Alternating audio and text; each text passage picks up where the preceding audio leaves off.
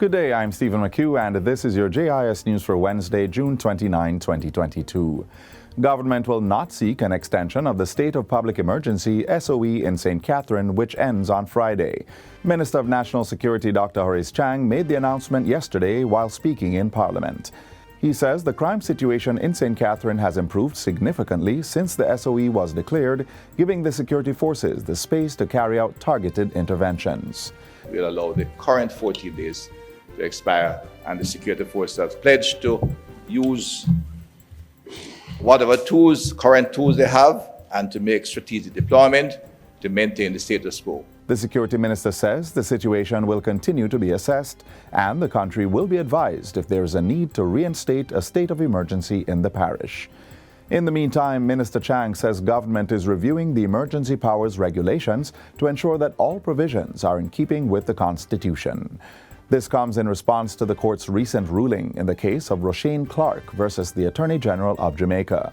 The court ruled that the aim of the SOE was to prevent and curtail the increased crime rate in the parish in question, but also found that some of the regulations were cast too widely and consequently not constitutional. In response, Dr. Chang says government has consulted with the opposition, which has provided written comments to the Attorney General, and says the process will continue to do a thorough review of the emergency powers regulations. Exports to Jamaica's top trading partners increased by 14% to $173.1 million for the first 2 months of 2022, compared to the corresponding period last year.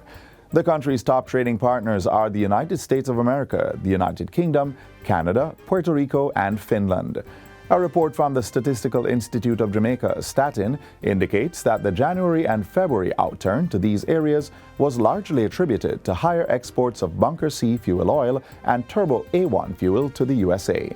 At the same time, however, total export earnings fell by 9.5% to $208.5 million, coming from the $230.4 million earned in January and February 2021. Statin says this decline was primarily due to a 66.6% fall in the value of outflows in the category crude materials.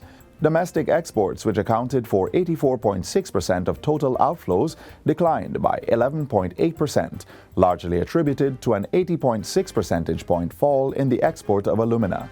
Meanwhile, Jamaica's import expenditure increased to just over $1 billion, a 32.4% increase for the review period.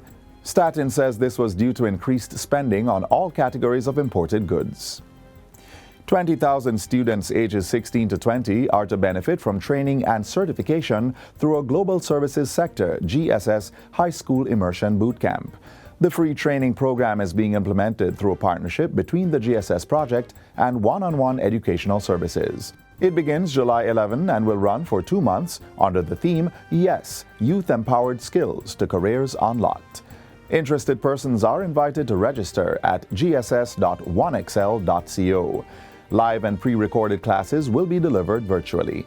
CEO of One-on-One Educational Services, Ricardo Allen, says the program will not only focus on careers in business and accounting, but also next-generation kinds of careers, such as information and industrial technology. Through this curriculum, we aim to prepare students for the working world, right? So we're talking about 4 weeks of intense online classes, case studies, and having a whole lot of fun doing that, but certainly ensuring that at the end of it, our students can get certified through HeartTrust NTA. Mr. Allen was speaking at a JIS think tank on Tuesday.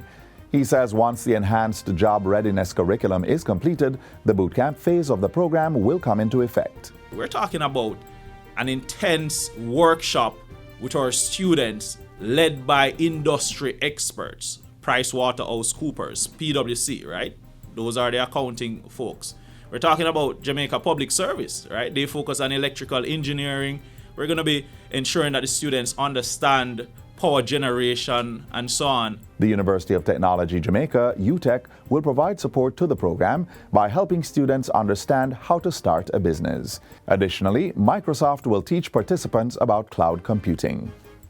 51 primary and infant schools will benefit from a donation of 100 water tanks to support the safe operation of face-to-face learning.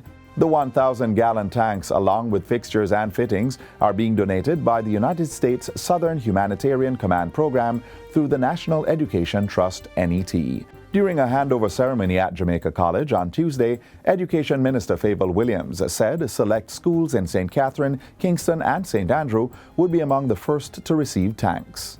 This donation will no doubt increase the supply of potable water to schools that are experiencing shortages. United States Ambassador to Jamaica, His Excellency Nick Perry, says the donation is another example of the strong and continued cooperation between the two countries, as well as the importance of educational support. Keeping our schools open, ensuring that students have everything they need to learn in a safe and healthy environment is critical. Promoting washing and hygiene in our schools has never been more urgent. And finally, Minister of Culture, Gender, Entertainment and Sport, Olivia Grange, has opened the Kingston Biennial Art Exhibition as part of the Jamaica 60 observances. This is the first exhibition since 2017 and is being held at the National Gallery of Jamaica under the theme Pressure. The many unique ways in which the exhibition's theme of pressure can be interpreted and expressed can be seen in the exhibition. We anticipate that the visitorship of the gallery will also be revitalized by how relatable this very Jamaican idiom is to all Jamaicans, both here and abroad. In addition to the local cohort of artists, the exhibition will also feature the works of Jamaicans in the diaspora, namely the United States, Trinidad, the United Kingdom, and Australia. The Kingston Biennial Art Exhibition will run until December 31. And that's it for JIS News Today. I'm Stephen McHugh. Thanks for watching.